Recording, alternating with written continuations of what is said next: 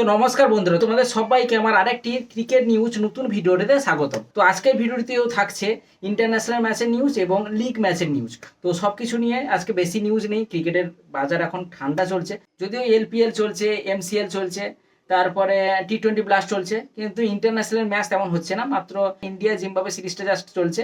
International match আগামী আসছে, England West Indies আসছে, পাকিস্তান বাংলাদেশ আসছে। তো সেগুলো আপকামিং ম্যাচ। তবে এখন ক্রিকেটের বাজার কিন্তু আজকে ততটা বেশি ভালো নিউজ, তাও যেই সব নিউজ আছে সেগুলোও তোমরা জেনে, তাও ক্রিকেটের খবর তো রাখতেই হবে রেগুলার, তাই বলো? তো চলো শুরু করে।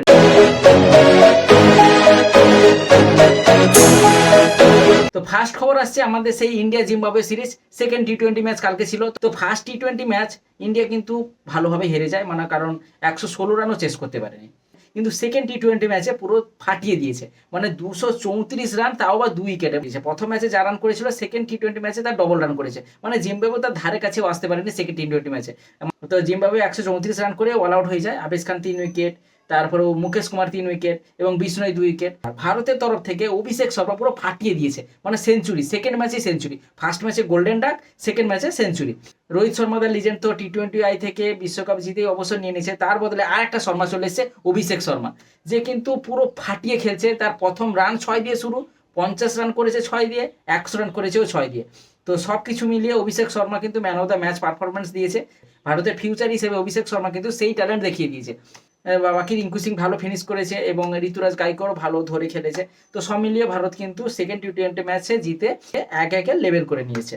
টি-20 ম্যাচ বাকি আছে, তো দেখা যাক সেই ম্যাচগুলোতে কেমন রেজাল্ট আসে। আশা করি ইন্ডিয়া ভালো পারফরমেন্স দিয়ে সিরিজটাকে জিতে নেবে। এবার বলবো এমসিএল আজকে ভোর 6টায় ছিল। এলকেআর মানে কলকাতার টিমটা, আর আছে সান ফ্রান্সিসকো ইউনিকর্ন। নামটাই কিরকম, সান ফ্রান্সিসকো ইউনিকর্ন। যেই টিমের ক্যাপ্টেন কিন্তু কোরি অ্যান্ডারসন, এবং এই টিমে কিন্তু নতুন ট্যালেন্ট খুব ভালো আছে। ম্যাকব্রুক আছে, ফিন এলেন আছে, তো অস্ট্রেলিয়া শট, যে নতুন অস্ট্রেলিয়া শট। তো সব মিলে কিন্তু এই টিমটাও কিন্তু খুব ভালো পারফরমেন্স দিয়েছে এবং এলকেআরকে ভালোভাবে হারিয়ে দিয়েছে, মানে খুব গোয়ারান ভাবে হারিয়ে দিয়েছে। তো প্রথমে এলকেআর মানে কেকেআর যে ইউএস এর টিমটা 165 রান করেছিল 6 উইকেটে, তার মধ্যে রাসেলের 40 রান আছে, খুব ভালো খেলেছে। ফ্রান্সিসকো ইউনিকর্ন চেস করতে নেমে ফিনেলিনের 63 রানের পুরো বিধ্বংসী ইনিংস 37 বলে, তো সেই পুরো জিতে নিয়েছে ম্যাচটা এবং ম্যান অফ দ্য ম্যাচ ফিনেলিনই হয়েছে। 63 রান করেছে 37 বলে।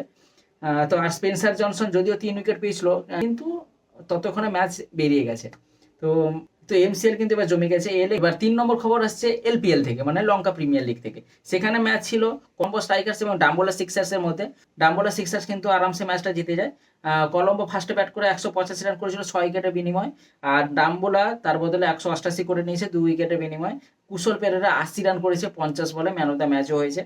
তো এই কয়েকটা নিউজ ছিল, বেশি নিউজ নেই। তারপরে ওয়ার্ল্ড লিজেন্ড চ্যাম্পিয়নশিপেও অস্ট্রেলিয়া এবং ইন্ডিয়ার ম্যাচ আছে, সেটা কিন্তু ভালো ইন্টারেস্টিং ম্যাচ হবে। অস্ট্রেলিয়া ইন্ডিয়া, সে ইন্টারন্যাশনাল ম্যাচ হোক বা লিজেন্ডের কোনো ম্যাচ হোক, তো সবকিছু কিন্তু ইন্ডিয়া অস্ট্রেলিয়া ম্যাচ মানে জমজমাট হবেই। ছিল দেখা হবে তাহলে নেক্সট ভিডিওতে। এইরকম ক্রিকেট নিউজগুলো পাওয়ার জন্য চ্যানেলটিকে অবশ্যই সাবস্ক্রাইব করে পাশের বেল আইকনটাও প্রেস করে রাখবে, আর ভিডিওটিকে ভালো লাগলে অবশ্যই লাইক করে সমস্ত বন্ধুদের সাথে শেয়ার করে দিবে। তো দেখা হবে তাহলে নেক্সট ভিডিওতে। সবাই ভালো থাকবে, খুশিতে থাকবে, টাটা।